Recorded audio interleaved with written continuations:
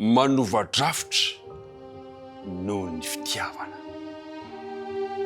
Manasanao anaraka izany dinika izany.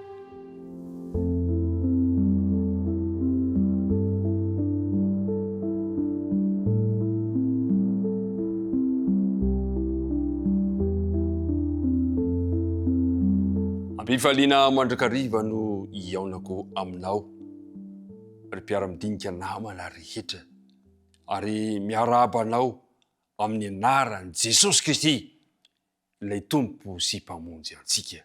Naiza toerana misy anao dia irina indrindra ny fiadanany tompony anjaka amponao sy ny ankohonanao. Ndery iaraka ivavaka isika.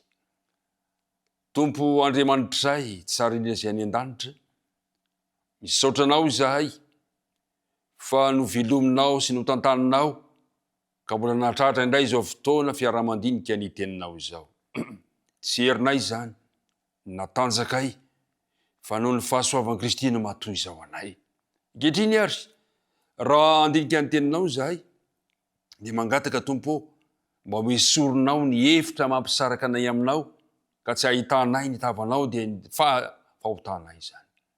Melanay ary manadiovanay ka aoka kosa ny fanena masina mba horotsaka ho tena anatinay, amonto anay, azonay mandray tsara izay tianao lazaina amin'ny alalan'ny teninao. Dia mitahiny mpiara-midinika rehetra, tinonona ny vavaka amin'ny anaran'i Jesosy. Amen. Andeha ny andinina tao tadina no anomboantsika indray ny fiarahana. Korintianina 2:2 ka ny andininy 4.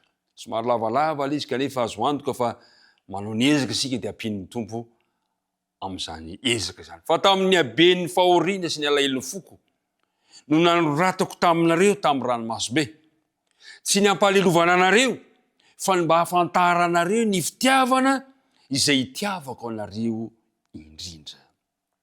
Ary miara-midinika namana, mahafinaritra izany fandaminana fa neom-pitiavana asehon'ny Paoly ny mambra ny fiangonana izany. Manovadrafitra noho ny fitiavana.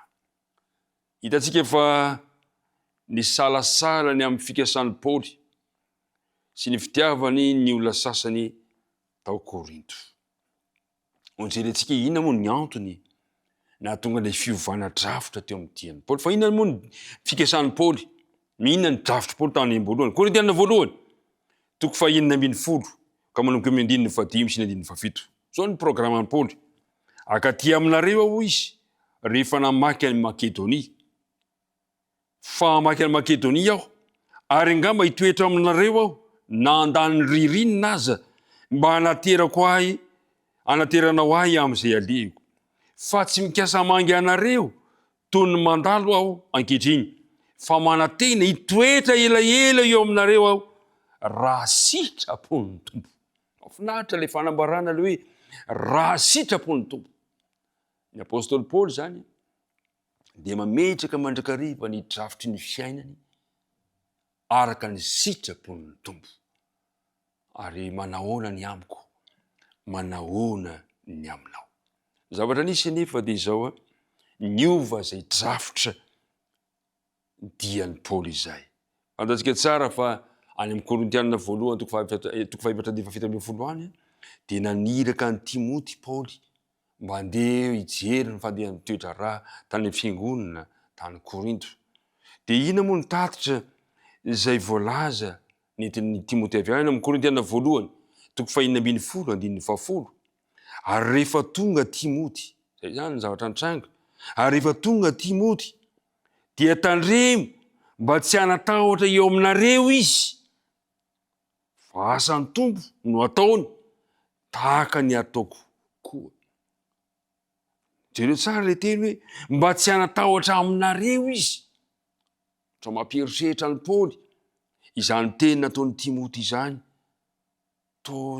mampisalasala. Ary izay ny zavatra nitranga, nanapa-kevitra i Paoly fa novainy ny drafitra izay nataony. Nikasa nandeha mivantana ho an'i Efesosy sy ho an'i Korinty Paoly mba hamahana ny olana izay tanteriny Timoty. Zany hoe avy any Efesosy zany izy, dia ho an'i Korinto avy ao Korinto dia hoakany Makedonia dia miverina makao Korinto ary miverina makany Jody. Saingy zao niala tany Efesosy any Korinto izy dia veo niverina indray any Efesosy avy hatrany. Niova zany a ny drafitra tsy niverina nakany Korinto araka ny fikasana izy satria fantany fa tsy dia mizotra tsara ny fisotry ny fitsidihana nataony. Dia inona nataony Paoly?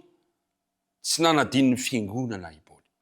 Re mpitarika fiangonana ho antsika mpitarika ny fiangonana rehetra. Mety miova tokoa ny drafitra eo amin'ny famaingina fiangonana anankiray. Fa saingy zao aza diny velively ny mieritreritra zany fiangonana zany. I Paoly rehefa tsy tonga tany izy dia nanoratra ho an'izany fiangonana izany. Ary toy ny hoe nanatrika ny eo tamin'ireo membre teo ihany izy ary dia nanatrika ny membre ny fiangonana tao izy. Zao ny zavatra nify anefa misy olona zay mieritreritra hoe tsy matotra ity apôstôly ity no izany toe-zavatra izany. Dia misy hoe tena tsy mety fa manina manova drafitra, manina novaina ny programanao. Ary tao anatin'izany toe-zavatra izany anefa na dia tao aza zany somary fanankiana nataon'ny Paoly, nataon'ny olona sasany mikasika ny Paoly izany dia tsy namaly vandy izy fa notariny amin'ny fahatokiana an'Andriamanitra hitodika any amin'ny filazantsarany Kristy ny sain'izy ireo. Amin'ny andininy fahavalo folo Korintiana faharotoko voalohany ka ny andininy fahavalo folo.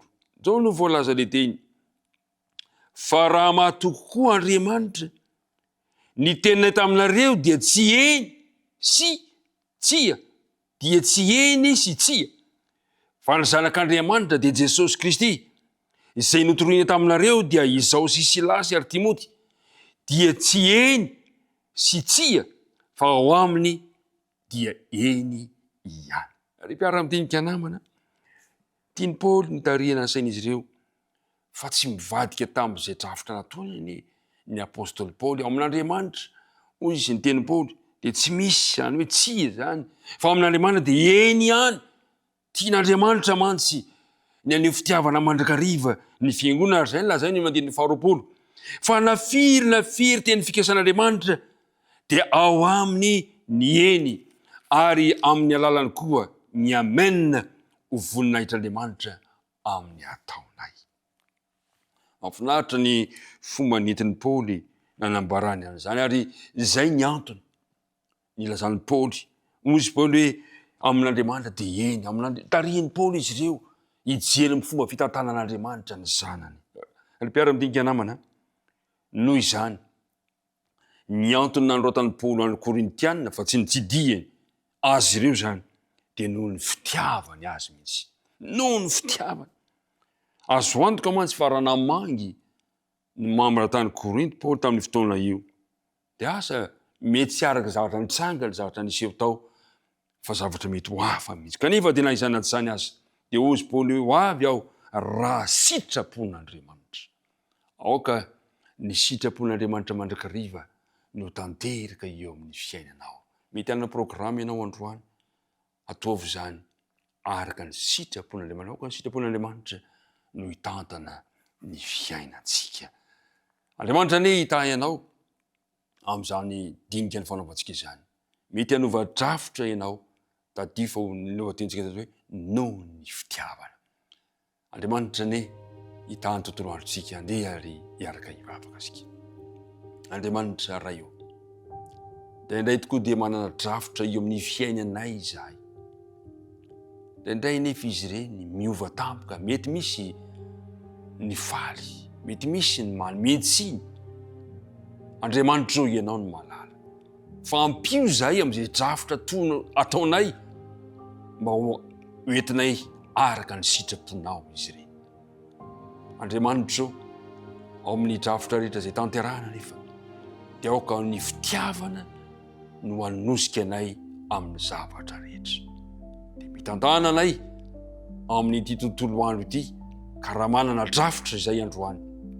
Raha sitraponao Andriamanitra dia ianao no hatanteraka an'izany. Raha toa moa ka misy ny fiovana dia misaotra anao zahay satria izay no sitraponao. Etin'olonay ny vavaka, angatany amin'ny anaran'i Jesosy.